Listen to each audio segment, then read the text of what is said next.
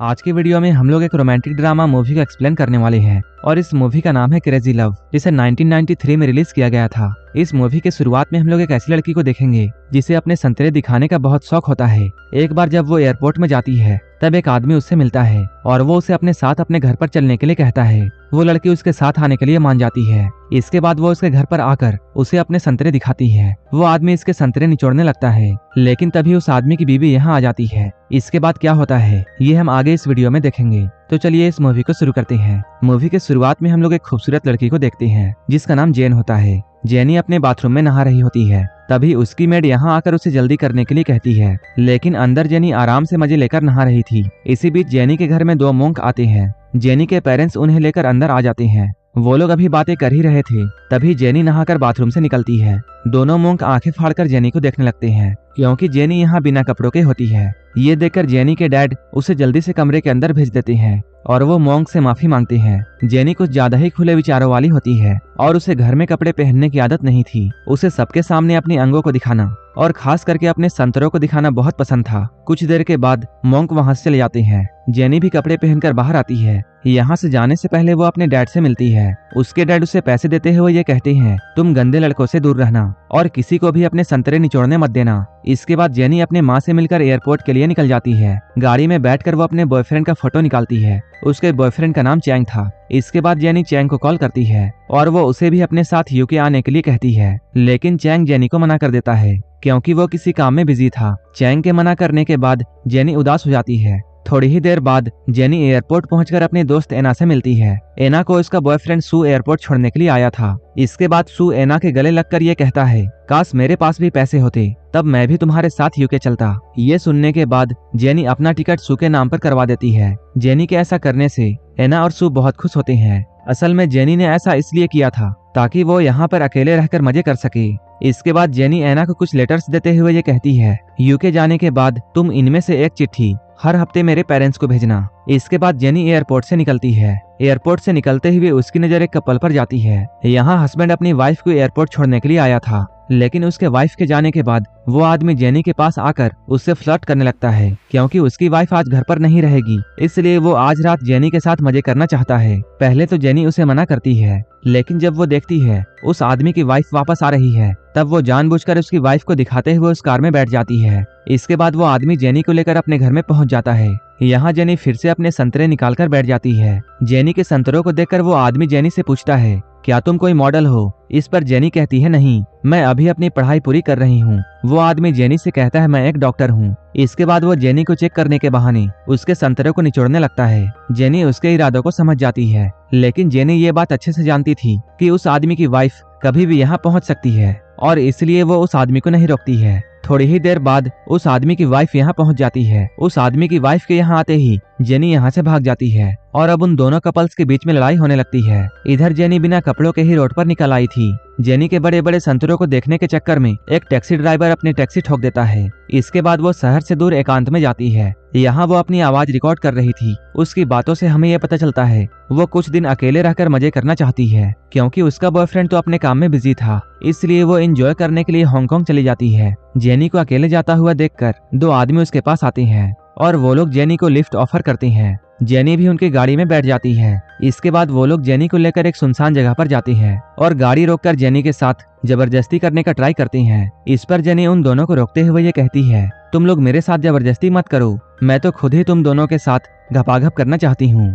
Jenny की इन बातों को सुनने के बाद वो दोनों बहुत खुश हो जाते हैं। इसी बीच मौका पाकर जेनी उन दोनों के आंखों में स्प्रे कर देती है और उनके अंडों को फोड़कर उनकी कार लेकर यहाँ से भाग जाती है। उन दोनों के जबरदस्ती करने की वजह से जेनी के कपड़े काफी फट गए थे। इसके बाद वो बीच रोड में ही अपने कपड़े बदलती है। पास में ही बैठा हुआ एक कपल जेनी को ऐसा करता हुआ देखता है और वो लोग जेनी को देखकर बहुत हैरान हो जाते हैं। इसके बाद जेनी इस कार को लेकर आगे बढ़ जाती है। थोड़ी ही देर बाद उसे एक पुलिस स्टेशन दिखाई देता है। क्योंकि ये गाड़ी किसी और की थी, इसलिए जेनी इस गाड़ी को वहीं पर छोड़ देती है और वो अपना सामान उठाकर आगे चली जाती है। जेनी के जाने के बाद वो दोनों आदमी भी अपनी गाड़ी को ढूंढते हुए यहाँ पहुँच जाते हैं। अपनी गाड़ी को पुलिस के कब्जे में देखकर वो लोग ये कहते हैं, ये गाड़ी हमारी है और एक लड़की ने हमें मारकर हमारी गाड़ी चुरा ली थी। लेकिन पुलिस को उनकी बातों पर यकीन नहीं होता है और पुलिस उनकी गाड़ी का चालान कर देती है। इसके बाद हम लोग जेनी को देखते हैं। वो एक होटल के बालकनी में बैठी हुई थी। तभी उसे अपने बगल वाले कमरे से आवाजें आती हैं और उन आह आह की आवाजों को सुनकर जेनी बगल वाले कमरे में झांकती है। वो देखती है यहाँ एक कपल घपाघप करने में बिजी है। इसके बाद जेनी आराम से बैठकर उनके काम क्रिया को देखती है। जब वो कपल जेनी को बैठा हुआ देखते हैं तब वो लोग बुरा मानने के बजाय जेनी से दोस्ती कर लेते हैं, क्योंकि वो दोनों भी जेनी की तरह ही खुले विचारों वाले थे। जेनी के पूछने पर वो लड़का अपना नाम योंग बताता है, जबकि लड़की का नाम मैरी होता है। शाम में जेनी उन दोनों के साथ समुंदर किनारे काफी एंजॉय करती है। यहाँ बहुत मस्ती करने के बाद वो तीनों यहीं पर रात गुजारने का फैसला करते हैं। जेनी योंग से पूछती है, तुम मैरी को कब से जानते हो? इस पर योंग जेनी से ये कहता है, मैं जेनी से 3 दिन पहले ही मिला हूँ और मैं अपने लाइफ के हर पल को एंजॉय करना चाहता हूँ। इसके बाद योंग जेनी से आगे कहता है, मैं तब तक किसी रिलेशन में रह सकता हूँ जब तक उस रिलेशन में प्यार का एहसास हो, क्योंकि जब प्यार का एहसास नहीं होता है तब बेकार के रिश्ते का क्या फायदा। जेनी उसकी बातों को ध्यान से सुन रही थी। उसे योंग की हर बात सही लग रही थी। फिर सुबह होने के बाद ये दोनों जेनी को बाय बोलकर यहाँ से निकल जाते हैं। उनके जाने के बाद जेनी अकेले ही यहाँ वहाँ बीच में घूमने लगती है। इसके बाद हम लोग डेव को देखते हैं। डेव यहीं पर बैठकर जेनी को देख रहा था। इसके बाद जेनी डेव के पास जाकर उससे दोस्ती कर लेती है। इसके बाद हम लोग जेनी को डेव के घर पर देखते हैं। जेनी थकी हुई होने की वजह से डेव के बेड पर ही सो जाती है। इसके बाद वो उठकर डेव के साथ खाना खाती है। खाना खाने के बाद ये दोनों बातें करते हैं। यहीं पर जेनी डेव से पूछती है, तुमने मुझे जब पहली बार देखा था तब क्या तुम्हें मेरे साथ घपाघप करने का मन किया था? ये सुनकर डेव हाँ कहता है। इसके बाद ये लोग यहाँ पर एडल्ट बातें करते हैं। इसके बाद जेनी अपने कपड़े उतारकर डेव को अपने संतरे निचोड़ने के लिए कहती है। जेनी की बातों को सुनने के बाद डेव उसके संतरों को चूसता है। उस दिन के बाद से ही दोनों एक दूसरे के साथ रहने लगते हैं। अब दोनों को एक दूसरे से प्यार हो गया था। ये लोग एक दूसरे के साथ काफी एंजॉय भी करते थे। ये लोग एक दूसरे का साथ पाकर बहुत खुश थे। एक दिन जेनी डेव के साथ शॉपिंग के लिए मार्केट जाती है। इसके बाद वो एक दुकान में जाकर अपने लिए चश्मे देखने लगती है। जेनी के रस भरे संतरों को देखकर दुकान का मालिक भी उसके साथ घपाघप करने की सोचता है। वो जेनी को पटाने के लिए एक चश्मा और एक कपड़ा उसे फ्री में गिफ्ट में देता है। ये सब देखकर डेव को अच्छा नहीं लगता है।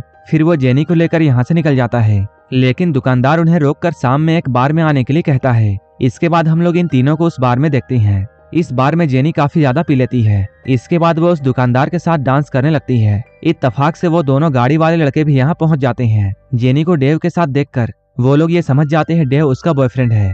इसके बाद वो डेव को बाथरूम में आकर ये कहते हैं, जेनी एक धंधे करने वाली लड़की है और वो एक बार घपाघप करने के लिए काफी पैसे लेती है। डेव इन दोनों से पूछता है, तुम्हें कैसे पता है? इस पर वो दोनों लड़के झूठ बोलते हुए ये कहते हैं, हमने जेनी को पैसे देकर कई बार उसके गुफा के दर्शन किए हैं। लेकिन डेव को उनकी बातों पर यकीन नहीं होता है और वो उनकी बातों को इग्नोर करके वॉशरूम से बाहर आ जाता है। बाहर आने के बाद वो देखता है वो दुकानदार जेनी को यहाँ वहाँ टच कर रहा है और जेनी उसे ऐसा करने से नहीं रोक रही है। ये सब देखकर डेव का दिल टूट जाता है और वो अपने घर लौट जाता है। डेव के यहाँ से जाने के बाद जेनी भी उस दुकानदार से पीछा छुड़ाकर यहाँ से निकल जाती है। डेव को अब धीरे धीरे उन दोनों लड़कों के बातों पर यकीन आ गया था। तब डेव उसे धंधे वाली कहकर अपने घर से निकाल देता है। अब रात काफी ज्यादा हो चुकी थी, इसलिए जेनी अपनी रात बिताने के लिए एक होटल में एक कमरा लेती है। नेक्स्ट मॉर्निंग जेनी होटल से निकलकर रोड में घूम रही थी। तभी उसकी मुलाकात योंग से होती है। जेनी उसे अपनी और डेव के बारे में सारी बातें बताती है। उसकी बातों को सुनने के बाद योंग उसे समझाते हुए ये कहता है, डेव तुम्हारे लिए परफेक्ट है और वो तुमसे सच्चा प्यार करता है। तुम्हें खो देने के डर से उसने तुम्हें डांटा होगा। योंग की बातों को सुनने के बाद जेनी डेव के पास में जाती है। यहाँ आकर जेनी ये देखती है डेव ने दीवारों में उसकी पेंटिंग बना रखी है। अपनी सारी बातें उसे एक्सप्लेन करती है। डेव भी अपनी गलती के लिए सॉरी कहता है। इसके बाद वो जेनी को गले से लगा लेता है और इस मूवी की यहीं पर हैप्पी एंडिंग हो जाती है। अगर आपको ये मूवी अच्छी लगी हो तब एक लाइक जरूर कर देना और ऐसे ही वीडियोस के लिए मेरे चैनल को जरूर सब्सक्राइब कर लेना। तो मिलते हैं हमारे नेक्स्ट वीडियो में।